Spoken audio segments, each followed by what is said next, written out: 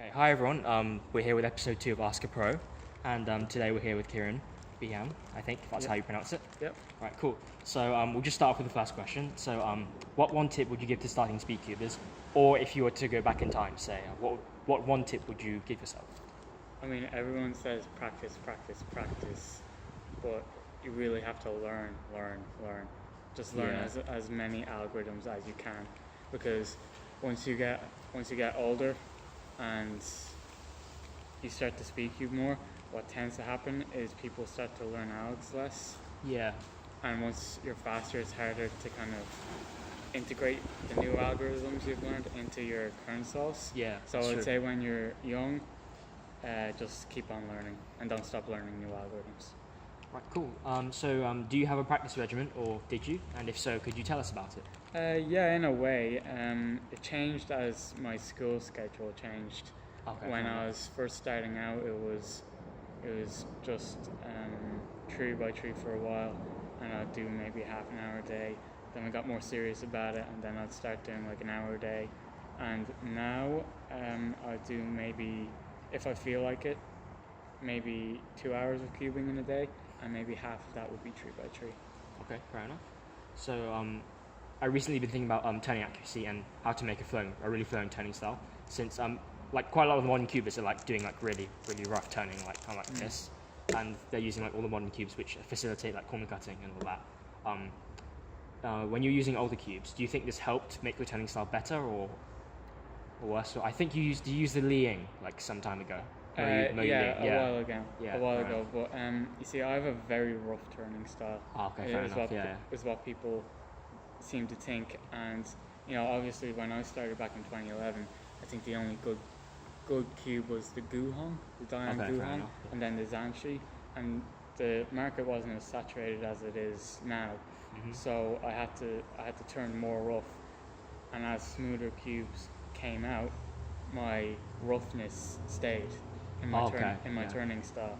So now I've been left to either adapt to the new smoother cubes with my old turning style, or trying to change my turning style, and I've just chosen to keep my turning style the way it is. Right, cool. But I don't think newer cubers should use older cubes, because if the technology is there for a better cube, I think they should use it. Okay, fair enough.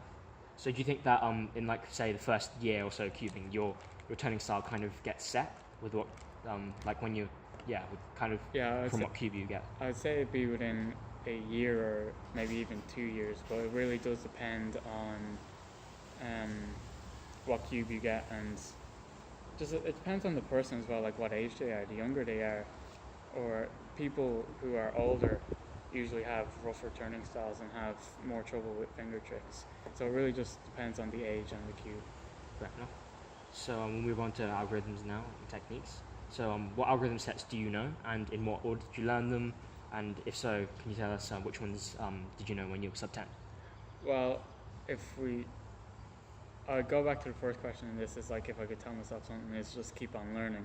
Yeah, Because yeah. I didn't learn much when I was younger. I know full all on PLL, Okay. and after that it's very mixed. I know like couple ZBLL algs, Yeah. and the only time that I'd learn new algs is if I'm starting a new event like blind or square one. I don't really learn any tree by tree alg sets now. Okay, fair enough. So it's just all on PLL when I became sub 10. Right, cool. That's pretty good. So, and this is actually a pretty important question. So, what goes through your mind when you begin inspecting, and when you're at home solving, and is it any different to when you execute an official solve? Not really.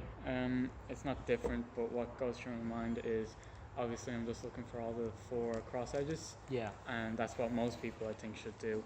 But I also look for the first F2L pair in my inspection, and if I can't find it, then I'm looking for my first F2L pair during the cross execution, and if I can, look 2 pairs ahead.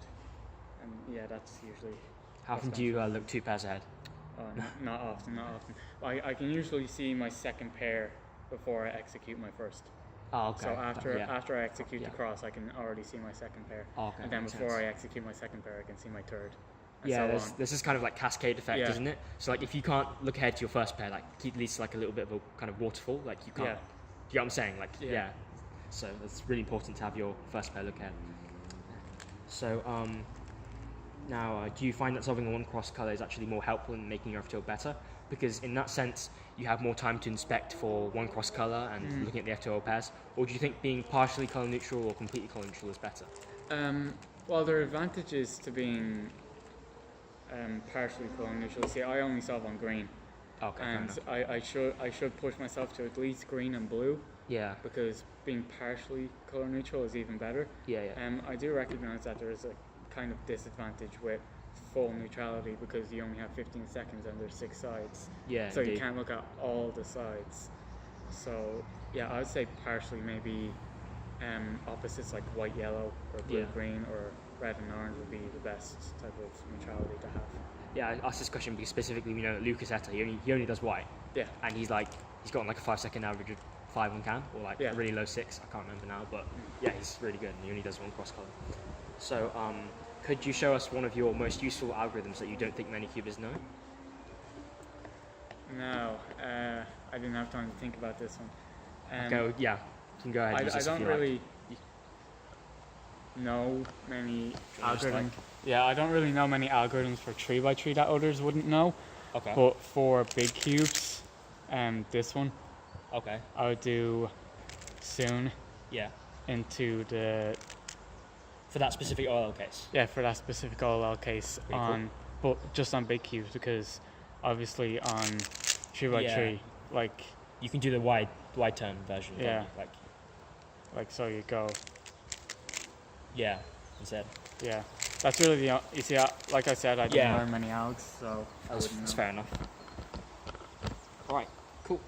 So now that I showed you the alpha method before, or the ribbon method, as some people call it. Having seen this new theory, what do you think about it, and are there any glaring weaknesses that you can see? It's a promising method. Will it become mainstream? I don't think so, because Okay. there's a lot of algorithms to learn. I mean, obviously not a ZPOL or anything. I think it could become a promising method where a lot of people like start averaging 8s, or Yeah. I think or a method like that could be pushed to mid 7s. I would say, if I was just to take a guess. Obviously, it's just a new method, so does anybody use this as their main? I think there's a few people that have been testing out. It literally got released, like the guy who made it, Justin Taylor. I think he just released it last week. So yeah, it's okay. really, really new. So yeah, I don't think there are any glaring weaknesses besides the amount of algs that you'd have to learn for a bit. But after that, no, I'd say because you can plan further into inspection with the say the edges, like you can make a double X cross, but without doing the corners. I think like planning further into the cube in inspection is an advantage of the method. All right, cool.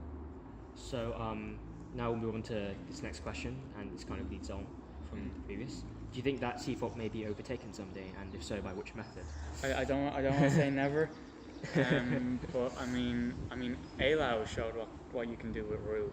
Yeah. So I think there will be methods that start to challenge CFOP, and for me it'll always be CFOP, and I'll never change unless if something ridiculously stupid comes up, like one look 3x3 or something, which isn't gonna happen. But yeah, I don't think CFOP. I don't think a method will become more popular than CFOP.